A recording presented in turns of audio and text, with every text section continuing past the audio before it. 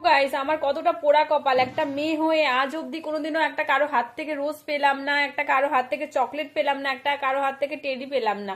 কারণ আজকে দেখো চকলেট ডে, সবার বয়ফ্রেন্ড গার্লফ্রেন্ড নিয়ে সবাই ঘুরতে চলে গেছে, আর আমি দেখো সিঙ্গেল মানুষ হয়ে বসে আছি। আমার একটা অন্তত ফুল আমাকে এনে কেউ দিল না, আর আমার দিদি ভাইকে তো কোনোদিনই না। আমি দিচ্ছি দাঁড়া, ওয়েট। ওই দেখো আমার দিদি ভাই আমার জন্য ফুল নিয়ে আসতে গেছে। তোমাদেরকে কি বলবো জানি না, ও এখন ফুলটা নিয়ে আসবে, কি ফুল দেবে। হ্যাপি রোজ দাঁড়া দাঁড়া এক সেকেন্ড, তোমাদেরকে দেখাচ্ছি, দাঁড়াও দাঁড়াও, ওয়েট ওয়েট। এনেছি।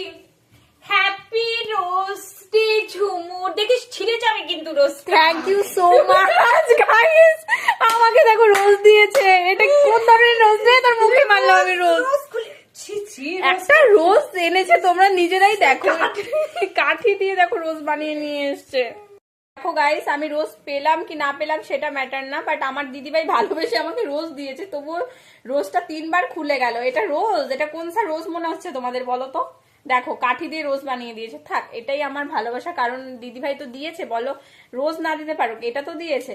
তো আমাদের রোজ ডে কমপ্লিট হয়ে গেছে। বলো তোমাদের এরপরে কি ডে আছে, আমি তো জানি না, তোমরা প্লিজ কমেন্টে বলো, সেই ডেটা পালন করব। চলো, লাভ ইউ অল ফ্রেন্ডস, টাটা সবাইকে। আর যাদের যাদের বয়ফ্রেন্ড গার্লফ্রেন্ড আছে সবাইকে রোজ দাও। আর আমার তো কেউ নেই, যদি চাও তোমরা তাহলে আমাকেও রোজ দিতে পারো, প্লিজ কমেন্টে বলো।